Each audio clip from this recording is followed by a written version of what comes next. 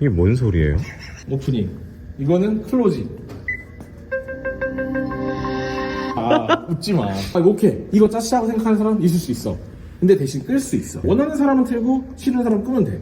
그러니까 이 기능을 넣었다고 해서 오히려 그냥 여러 가지로 시도해보는 것 같아서 나는 괜찮다고 생각을 해. 그리고 뭐 이 디자인, 토레스 디자인 정말 익숙한 디자인인데 처음에 이 토레스가 나왔을 때도 느꼈어. 솔직히 이 차는 뭐랄까 약간 마초적인 느낌 있잖아. 정말 지프처럼 SUV스러운 SUV 이런 마초적인 느낌을 합리적인 가격에 원하는 사람들이 탈만한 디자인이다 이런 생각이 들더라고. 마초나 맞아. 그러니까 요즘 차량들 보면은 약간 도심형 SUV 같이 약간 약하게 디자인했잖아. 이 차량 지금 앞에 전면부 디자인 보면은 막 각이 져 있고 디테일들이 되게 화려하고 견인고리 같은 것도 이렇게 포인트도 색상도 넣어놨고 실제로 견인고리는 아니야. 이걸 이제 견인고리 커버긴 한데 어쨌든 견인고리의 역할을 하는 커버긴 한데 그냥 이렇게 맨 플라스틱으로 넣은 거보다는 포인트 색상을 넣었으니까. 와 근데 램프가 되게 뭔가 트랜스포머 같아요.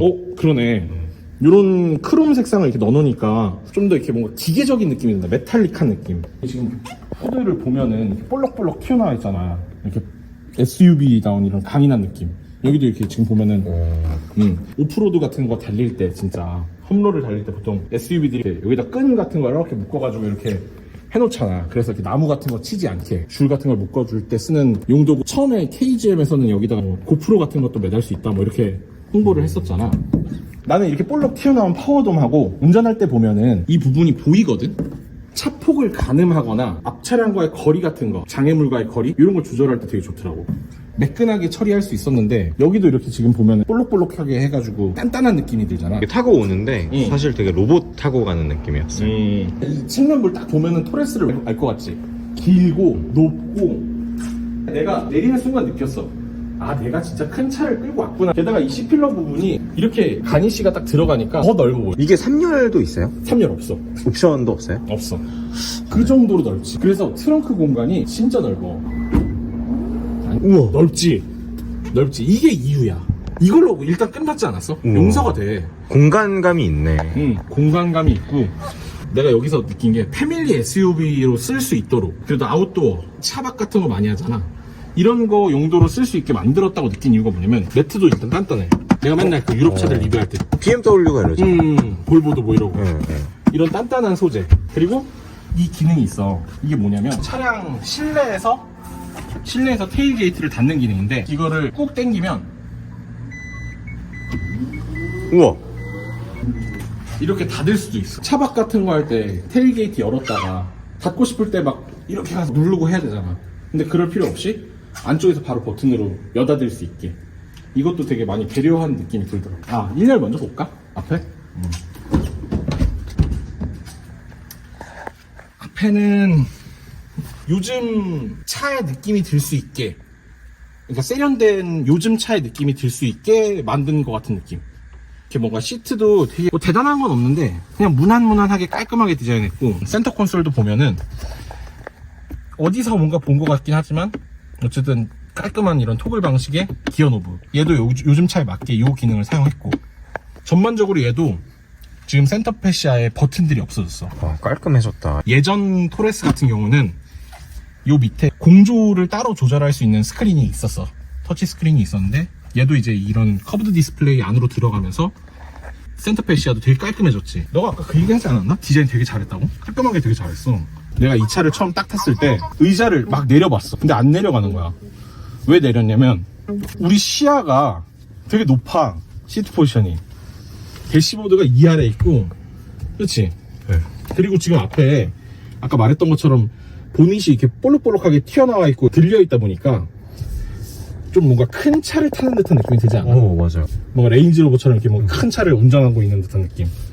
그런 만족도도 꽤 있어. 그리고 그래서 이제 공조 장치를 여기를 통해서 조작을 하게 돼 있어. 조작을 하게 돼 있는데 솔직히 이 시트 표시 요거는 처음에 약간 이해가 안 가긴 했었어. 이게 2열 좌석의 열선이고 이게 1열 열선 통풍인데 솔직히 폰트가 좀 작고 그런 건 있어. 근데 이 위치 자체가 막 붙어 있다거나 너무 많은 기능들을 내포하고 있진 않아서 나는 한두 시간 타니까 금방 적응이 되더라고. 되게 미니멀한 것 같아요. 우리가 보통 차를 탈 때 공조를 만질 때 가장 많이 만지는 게 풍향하고 풍량이잖아. 그래서 그런 부분들은 이제 이렇게 직관적으로 바로바로 조절할 수 있게 해놨고, 그리고 풍량 같은 경우도 이렇게 지금 바람개비 표시를 큼직큼직하게 해놨으니까 이런 것도 괜찮지. 굳이 오프를 안 눌러도 되는구나. 에어컨 끌 때 이렇게 0으로 바로 만들 수 있네. 굳이 오프 안 눌러도 되네. 이런 거 되게 편하다. 그리고 반응도 빠르다. 이 정도면. 되게 깔끔하게 잘 만든 것 같아요.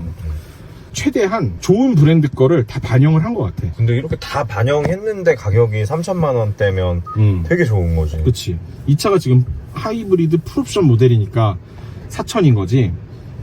그냥 좀 적당히 옵션을 넣으면 3천대에 구매를 할 수가 있으니까. 사회초년생들한테도 되게 좋은 선택지가 될 수 그치. 있을 것 같아요. 물론 첫 차로 3천만 원대 차를 구매한다라고 하면은 좀 비싼 거 아닌가라고 생각을 할 수 있는데, 이 정도 실내 공간에 하이브리드 파워트레인이야. 게다가 연비가 정말 잘 나와. 그런 걸 감안했을 때 거의 한 소렌토 정도 사이즈의 SUV를 3천만 원 중반, 그것도 하이브리드. 이러면은 괜찮은데? 이런 생각이 좀 들더라고. 그리고 순정 내비게이션은 아이나비 걸 써. 솔직히 막 엄청 좋다라고 하면 거짓말이고, 내가 굳이 안드로이드 오토나 애플 카플레이를 연결 안 하고 쓸만한 수준. 나 아직까지도 한 번도 연결 안 했거든. 될 건 다 된다는 거잖아. 물론 애플 카플레이, 안드로이드 오토 다 되는데 굳이 연결을 안 하고 쓸 수 있었던 게, 그냥 이렇게 반응도 빠르고 검색도 다 잘 돼. 내가 원하는 목적지 뭐 다 입력이 되고, 이 정도 속도로 다 되잖아. 그래서 눌러서 그냥 안내 시작. 그리고 안내도 경로도 괜찮아. 내가 지금 오면서 네이버 지도랑 비교를 했는데 길 안내도 잘 하더라고. 근데 신정사거리가 아니라 신장사거리인데. 그래? 아니야. 여기 신정사거리 아니야? 있는 거 아니야? 너가 하남의 아들이야? 신정사거리 있겠지. 아이나비야. 아이나비야. 그쵸. 쌍용한테 납품해주는 거니까 좀 대충. 여기 LED 조명 같은 것도 넣어놨고, 여기 이제 통행권 같은 거 꽂아놓을 수 있게 해놨고. 근데 반응성이 꽤 빠르네요. 불 켜지는 게. 맞아. 나 이게 되게 좋다. 이거를 되게 좋아하는 사람들이 있어. 그러니까 나는 이제 처음에 이질감을 느꼈던 게, 요즘 차량들은 막 고급스러워 보이려고 조명이 이렇게 은은하게 켜지잖아. 근데 얘는 그냥 팍 켜지고 팍 꺼지고. 한국인들은 좋아할 것 같은데. 지극히 실용적이야. 지금 당장 내 얼굴 빨리 보고 싶은데, 빨리 실내 비추고 싶은데, 이럴 때 반응도 정말 빠르고. 차가 시원시원하네요. 카메라 있잖아. 카메라도 반응이 빨라. 앞으로 갔다가 너무 빠르지? 그치? 이게 앞으로 토요타에서 보던 거잖아. 이 반응들도 상당히 빠르고, 유일하게 이제 이 차를 타면서 내가 이제 처음에 적응이 필요했던 부분이 이 기어 시프터인데, 왜냐면 그 볼보 옛날 거랑 비슷해. 그러니까 처음에 시작할 때는 드라이브야. 근데 이제 후진을 넣을 때 있잖아. 후진을 넣을 때 이렇게 하면 안 들어가. 한 번 더 눌러야 돼. 그러니까 2번 N, R. 잠깐만, D에 맞춰봐요. 꾹 누르면 가는구나. 그러면 주차할 때 이렇게 타카타카 안 하고. 근데 솔직히 답답한 건 있거든. 답답한 건 있는데 미션엔 좋겠다. 왜냐면 우리나라 사람들 워낙 급해가지고 막 앞에 다 멈추기도 전에 막 후진 기어 넣고 그러잖아. 그런데 이렇게 N단 넣고 R로 들어갈 수가 있다 보니까 미션엔 좋겠다. 야, 안 망가지고. 파킹은 이렇게 위에 누르면 파킹이 되는 거고. 그리고 이제 주행 모드를 생각보다 사람들이 헤매는 경우가 있더라고, 찾을 때. 주행 모드는 여기 위에 보면은 여기 내리면 나와. 바로 나오네. 이제 뭐 에코, 컴포트, 스포츠 이렇게 세 가지로 나눠지는데, 주행 모드는 좀 큼직큼직하게 마련을 해놨고, 오토홀드 기능 같은 경우는 여기서 이제 활성화를 시킬 수가 있어. 오토홀드를 여기다 뒀으면 어떨까? 어차피 자주 쓰는 기능인데 위치가 조금 복잡해. 바꿀 수 있는 거 아니에요? 설정 같은 데 가서. 치라는 거지. 아까 얘기했나 모르겠는데 후방 카메라가 어라운드 뷰가 된댔잖아. 네. 그래서 이렇게 3D 뷰도 되거든. 내가 깜짝 놀란 게, 보여? 깜빡이 같이 반응해주는 거. 깜빡이 같이 반응해주고, 여기도 반응해주고, 여기 뒤에서도 깜빡이가 들어와. 이거 보통 들어오는 차 많지 않아. 그리고 이 차량 넘버, 대박이지. 야, 이렇게까지 신경 쓰는 브랜드가 어디 있어? 차 넘버도 나오네? 그리고 후진등 들어왔지. 끄면 꺼지고. 당연히 핸들 돌리면 이렇게 돌아가고, 바퀴에 맞춰서 바퀴가 돌아가는 기능도 있고. 좀 뭐 야, 그래도 이런 기능 넣어줬어. 3천 주고 아반떼 사는 경우. 야, 이씨, 아반떼는 이거는 SUV가 될 수 있잖아. 이 급의 SUV 어떻게 살 거야? XM3. XM3? XM3 작잖아. 그리고 이 밑에 지금 실내 공간도 이것도 센터 콘솔을 이렇게 위아래로 이렇게 해놨어. 여기 밑에 공간도 활용할 수가 있고, 보면은 여기도 공간이 있고, 여기 위에도 이렇게 물건 같은 걸 올려놓을 수가 있는데, 밑에 매트가 있어서 떨어지거나 그러진 않을 것 같아. 이런 것도 신경을 많이 썼다고 느껴지는 게, 그냥 핸드폰 이렇게 올려놔. 이게 되게 편하다. 이 공간 되게 좋다. 우리나라 사람들, 이게 물론 운전할 때 그러면 안 되는데, 신호대기 중에, 그럴 때 이렇게 꼽아서 핸드폰 보고, 출발할 때 딱 꽂아놓고 바로 출발하고. 이걸로 릴스 같은 거 이렇게 계속 보면 돼. 그러면 안 되지. 그리고 여기는 이제 센터 콘솔 박스인데, 이 앞쪽에는 무선 충전 패드. 이것도 닫을 때 이 공간이 이렇게 드러나서 넣기도 편해. 그리고 이제 이런 무선 충전 패드가 있는 차들 중에선 발열이 너무 심한 차들은 충전이 안 되는 경우가 있거든. 근데 얘는 충전이 잘 되더라고. 내가 굳이 선 연결 안 해도. 그리고 이 정도 공간이면은 차급 대비 무난한 수준. 이 정도. 그냥 핸드폰 넣었을 때 이 정도 깊이. 그리고 생각보다 견고하지 않아? 차가? 이 정도면은 나름 견고한 편이라고 생각을 하고. 우와, 워크인도 있어요? 얘는 풀옵션이니까. 와. 어지간한 편한 기능들은 다 넣어놨지. 그리고 일반적인 차량들은 솔직히 1열에서 어떻게 보면 이 클라이막스라고 볼 수 있는데, 얘는 내가 볼 때 2열이 클라이막스야. 창문이 굉장히 커요. 여기 봐봐. 여기 이쪽 봐봐. 아, 그러네. 엄청 크네, 창문이. 그러니까 이게 완전 실용적이라니까? 일단 근데 네가 거기서 탔을 때도 느껴지지 않아? 아니, 찐으로. 진짜 이 공간감이, 실내 공간이 엄청나, 진짜. 머리가 들어오고 나서도 이 위로 또 추가적으로 공간이 있으니까. 와, 3열을 왜 안 만들었을까? 3열도 여유롭게 탈 수 있을 것 같은데. 이제 아무래도 높이가 높아지고 밑에 바닥에 배터리가 있어. 아마 발밑 공간을 확보하기가 어려워서 그랬을 것 같아. 차라리 애매한 3열을 만들 바에는 그냥 2열을 제대로 만들고 3열은 확실하게 화물용으로. 그냥 트렁크에 타고 가야 될 것 같은데. 그러니까 그 정도로 넓지. 앉아서 가도 문제 없을 것 같은데. 저 이따가 타볼게요, 트렁크. 그래, 한번 타봐. 그리고 2열 시트도 이 정도로 이렇게 굴곡을 만들어 놓고, 이 정도면은 충분히 앉을만 하다. 그리고 얘도 당연히 접을 수가 있고. 내가 항상 얘기하는 건데, 이거 안쪽에 고리 만드는 차들 있잖아. 그거 되게 불편한데 얘는 바깥쪽으로 해놨어. 아, 맞다. 내가 2열 앉았을 때, 앉으면은, 여기가 푹신푹신하잖아. 여기 소재가 푹신푹신해. 눌려. 근데 우리가 이렇게 암레스트에 팔을 올려놓으면은 여기에 팔꿈치가 닿거든? 편해. 확실히 여기다 딱 해서 이렇게 얹어놓으면은 팔을 싹 감싸 안아. 라운드가 져 있어서 그런가? 팔을 그냥 얹어놓으면은 난 이렇게 감싸주는 느낌이 들지 왜? 열선 시트 2단계로 나뉘어있고 내 차는 1열도 1단인데 2열 2단 열선 시트에다가 이런 손잡이도 이렇게 가운데가 뚫려 있으니까 여닫기에도 편하고. 근데 생각보다 이게 지금 앉았을 때 보통 2열은 1열보다 이렇게 시트 포지션이 높잖아. 그래서 좀 올라타는 느낌이 들거든. 근데 얘는 그냥 그대로 넘어오는데 느낌이 막 이렇게 올라타는 느낌보다 옆으로 쓱 앉는 느낌? 2열에 앉았을 때도 그렇게 1열보다 높은 느낌은 아니야. 뭐 공간이야 너무 좋다. 괜찮네. 발 밑 공간도 확보 잘했고.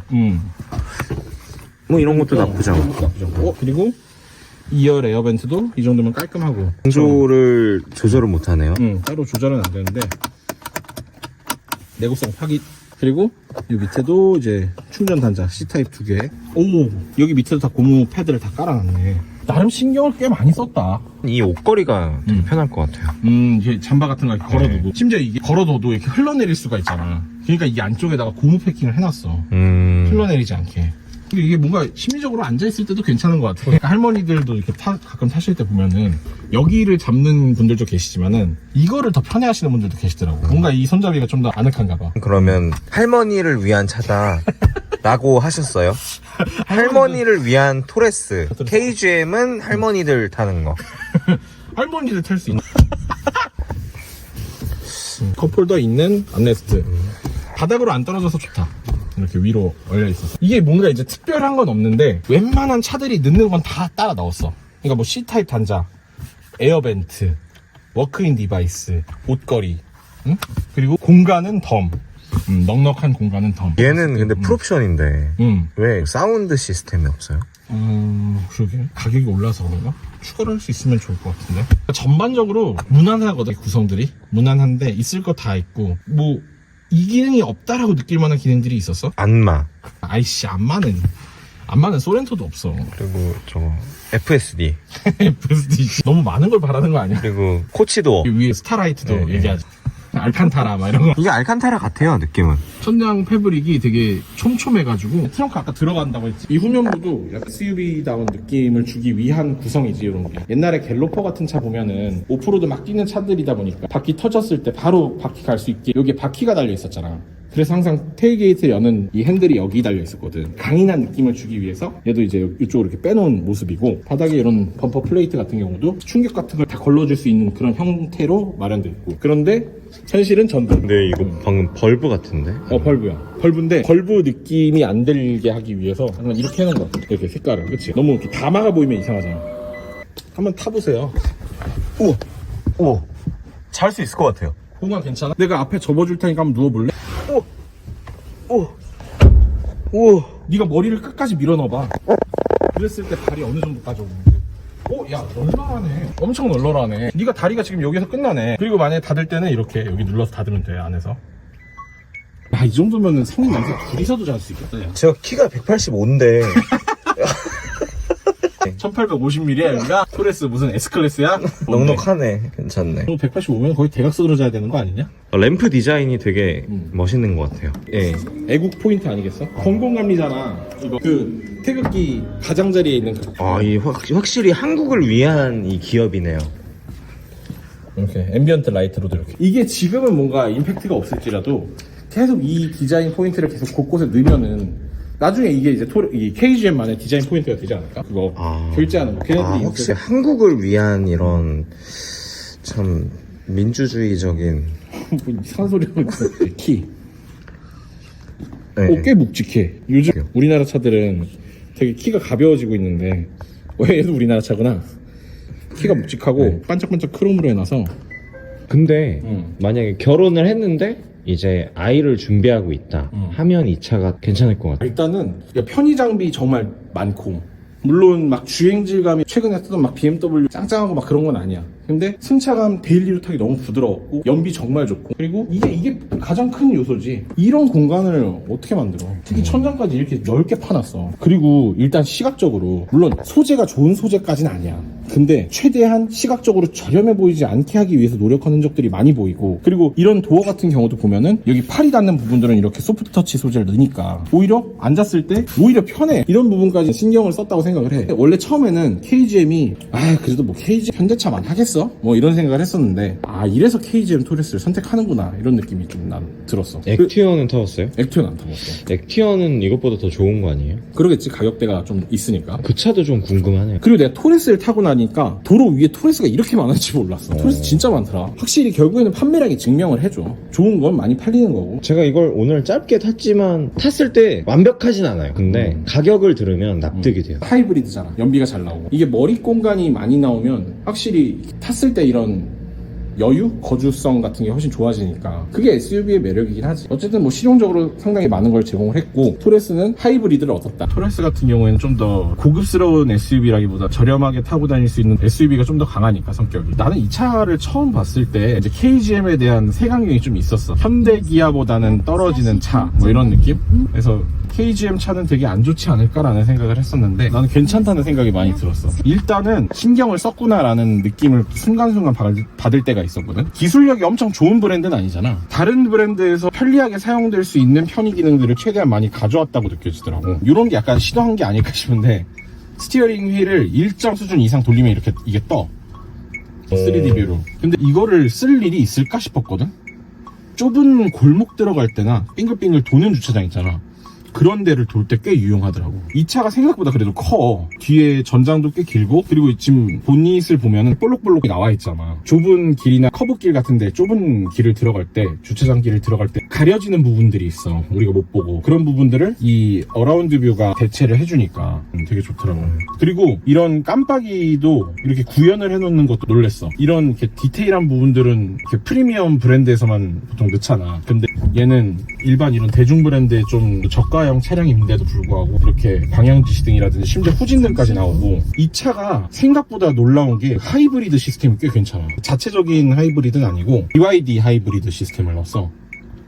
BYD면 제가 아는 그 중국 BYD. 우리가 보통 경험하는 하이브리드는 현대기아 하이브리드잖아. 그럼 그 하이브리드의 특징이 완전 저속에선 시동이 꺼져 있어. 근데 조그만 가속 페달을 밟다 보면은 엔진이 왕 하고 들어오고 그냥 엔진과 연결된 가속 페달을 밟으면서 달리는 느낌. 모터는 그냥 출력을 서포트해준다는 느낌이 들잖아. 근데 이 차 같은 경우는 그 플러그인 하이브리드를 타는 듯한 느낌. 그 수준으로 EV 레인지가 되게 넓어. 전기 모드로만 갈 수 있는 범위가 생각보다 넓고, 내가 만약에 고속으로 달리고 있어. 아까 내가 여기 오는 길에 올림픽대로를 달려서 왔잖아. 그럼 고속 영역에서는 항상 엑셀을 깊게 밟고 있는 게 아니잖아. 항속 주행을 하다 보면 엑셀을 살짝 밟았다가 또 떼고 살짝 밟았다 떼고 이런 현상이 발생을 하는데, 과하게 안 밟는 상황에서는 EV 모드가 들어와주고 이런 모습을 보여주더라고. 그리고 이미 엔진이 들어와 있는 상태에서도 가속 페달을 생각보다 많이 안 밟으면은 또 다시 EV 모드로 빠지고, 그래서 생각보다 전기 모드를 적극적으로 활용하더라고. 이 차를 받은 이후로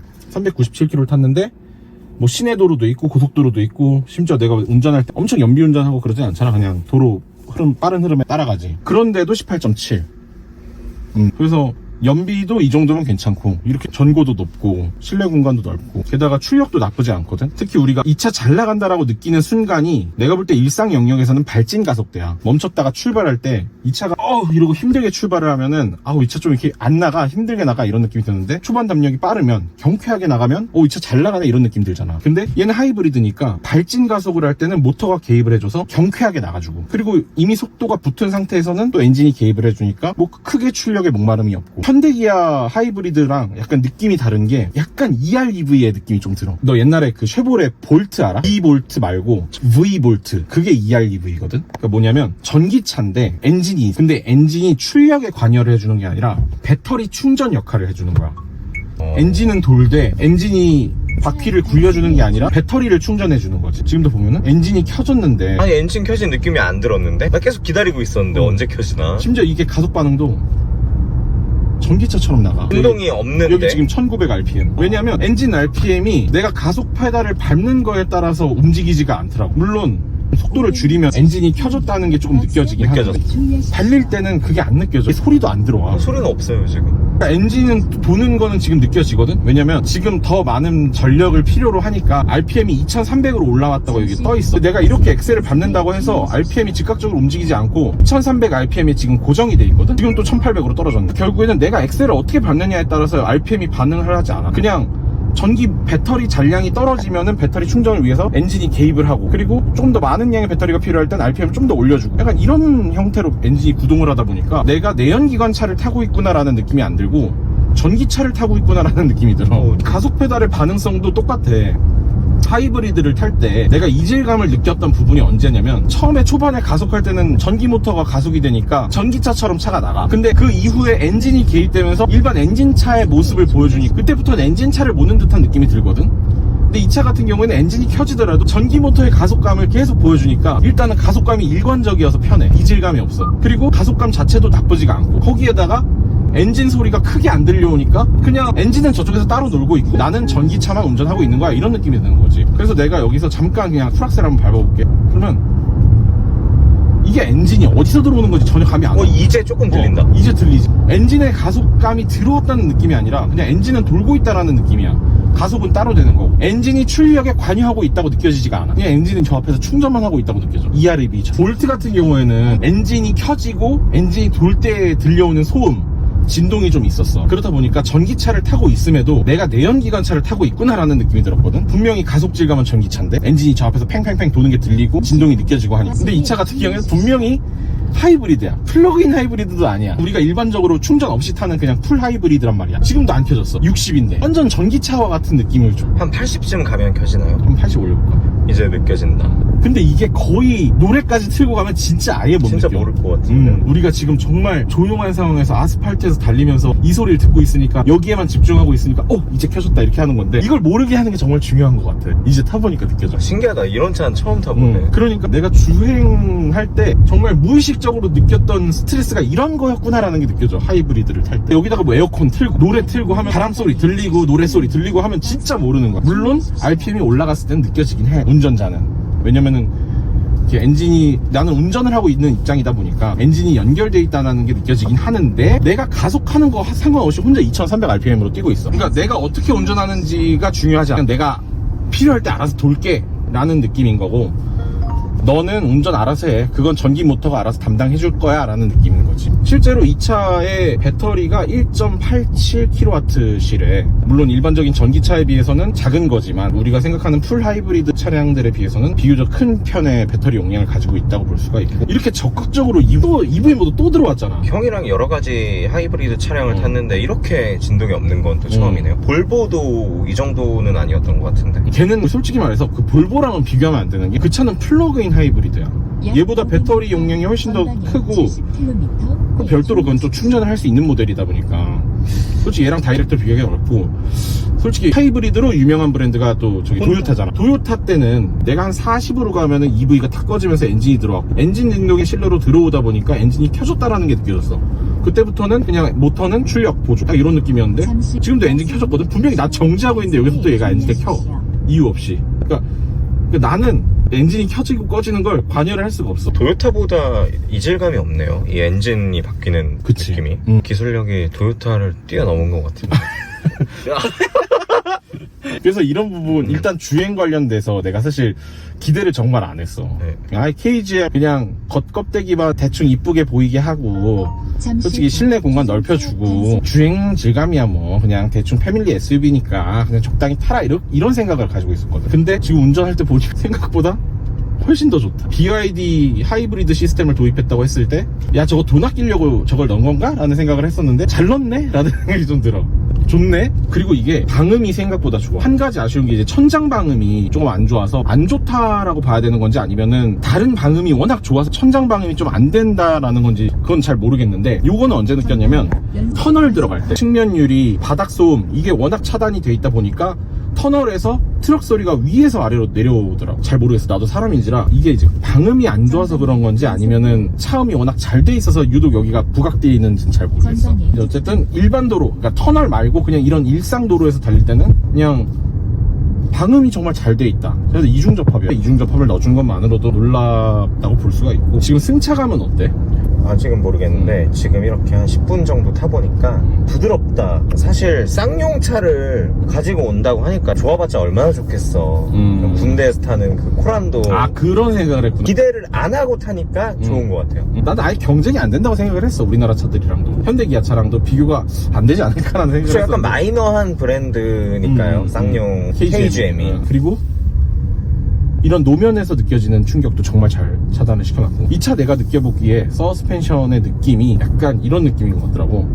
그 사람으로 따지면 발목은 단단하고 무릎은 부드럽고, 그래서 우리가 노면 같은데 맨홀이라든지 도로 이렇게 땜칠한 거 있잖아. 땜질한 거, 그런 데를 넘을 때 이렇게 덜컹 하고 넘잖아. 그런 데는 조금 둥글지만 좀 단단하게 넘는 느낌이 들거든. 덩 하고 이렇게. 근데 차체가 이렇게 흔들리는 이런 움직임, 방지턱이라든지 좀 노면에 굴곡이 좀 심한 도로, 이렇게 쿨렁하는 그런 도로에서는 촉을 되게 부드럽게 허용을 해줘. 또 승차감이 엄청 불쾌하게 느껴지지 않더라고. 나쁜 승차감은 아니에요. 왜냐면 너무 조용하고 차가 되게 부드럽게 잘 가요. 나는 이렇게 스케이트처럼 가는 차를 좋아하거든. 이렇게 가속을 하잖아. 엑셀을 뗐을 때 뭔가 이렇게 차가 저항을 받지 않고 쭉 그냥 나아가는 느낌. 이 느낌을 되게 좋아해. 근데 얘는 지금 하이브리드 차인데, 풀 하이브리드 차인데 엔진을 거의 안 쓰다 보니까 이렇게 엑셀을 밟고 뗐을 때도 이렇게 엔진과 걸려있는 느낌이 없잖아. 실제로 걸려있지 않고. 그렇다 보니까 엔진 브레이크 같은 게 안 걸리고 그냥 쭉 밀려가는 것 같아, 차가. 이렇게 가속 페달을 좀 하다가도 여기서 이렇게 가속 페달을 딱 뗐을 때 그냥 이 속도로 유지하는 느낌. 엔진이 잡아가지고 속력을 감소시키지 않는 느낌. 여기에다가 추가로 3단계로 회생제동을 조절할 수가 있어. 4단계네 엄밀히 따지면. 0단계, 1단계, 2단계, 3단계 4단계로 조절이 되는데, 요거는 이제 솔직히 우리가 전기차를 상상하면 아쉬울 수는 있어. 전기차에 워낙 회생제동이 강하니까. 얘가 지금 3단계 회생제동 걸어볼게. 요게 3단계인데 그렇게 강하진 않지. 그러니까 일상에서 이렇게 3단계를 쓴다기보다는 난 요거를 지금 어떻게 쓰고 있냐면, 올림픽대로 같은 도로 있지. 통행량은 지금 야간의 올림픽대로 통행량은 있는데 그냥 잘 가는 느낌, 그냥 완만하게 속도를 유지해주는 느낌. 그런 도로에서 앞차량과의 거리가 좁혀질 때가 있잖아. 앞차량과의 거리가 좁혀질 이 회생제동을 쓰는 거야. 3단계로 탁탁탁 쳐가지고 완만하게 속도를 줄여줘. 그리고 다시 가고 싶을 때는 탁탁탁 쳐가지고 회생제동을 없애서 완만하게 가주고. 근데 이 만족도가 되게 좋더라고. 그러니까 속력을 되게 부드럽게 내가 자유자재로 조절할 수가 있고, 급할 때는 이제 제동해서 브레이크하고. 그래서 실제로 이 배터리, 이게 배터리 잔량이거든? 되게 매끄럽게 충전했다가 방전했다가 이거 잘 써. 충전이 잘 되는 것도 되게 마음에 들고. 솔직히 말해서 이 배터리 잔량도 내가 막 의도적으로 막 높일 수는 있진 않아. 왜냐면 아까도 봤다시피 지가 필요할 때는 알아서 엔진 돌려가지고 엔진 돌리고. 충전을 하거든. 주행거리 A, 트립 A 다 리셋 시켰지. 한번 봐봐 이제. 어지간한 국도 수준의 연비는 나오는 곳이니까 그냥 한번 이렇게 통행량이 없는 이런 길들을 달렸을 때 대략적으로 연비가 얼마가 나오는지 직접 보여줄게. 주행 모드는 컴포트 모드고, 평소에 이 정도 운전하니까 과연 하남에 도착하면은 어느 정도가 나올까, 이걸 한번 보면서 가보자. KGM 브랜드 변화를 원하는 것 같은데 이 쌍용에 대한 그 색안경을 뺄 수가 없네요. 아 근데 이렇게 좋은 차량들을 계속 많이 만들면 그게 또 이제 나중에 바뀌면서 브랜딩이 되는 거겠지. 이렇게 액티언 나왔을 때 되게 확실히 바뀌었다 이런 느낌이 들었었는데, 유튜브나 뭐 SNS 같은 데서 결함이라든지 막 그런 얘기도 많았고, 그리고 실제로 도로에서 잘 안 보여. 결과적으로 도로에서 안 보이니까 그냥 되게 안 팔렸나 보다. 그렇지. 그러니까 좋은 차는 사람들이 다 사. 우리나라가 굉장히 똑똑한 소비자를 가지고 있는 자동차 시장 중 하나인 것 같아. 토레스는 괜찮게 팔리잖아. 토레스 괜찮게 팔리고 정말 좋은 차라는 건 알았어. 디자인도 이 정도면은 정말 이렇게 뭔가 마초스럽고 괜찮고, 이 정도 가격에 이 정도 공간? 야, 이거 패밀리 SUV로 쓰기 너무 좋다, 이런 생각도 있어. 근데 단 한 가지 아쉬웠던 부분이 뭐였냐면은 연비.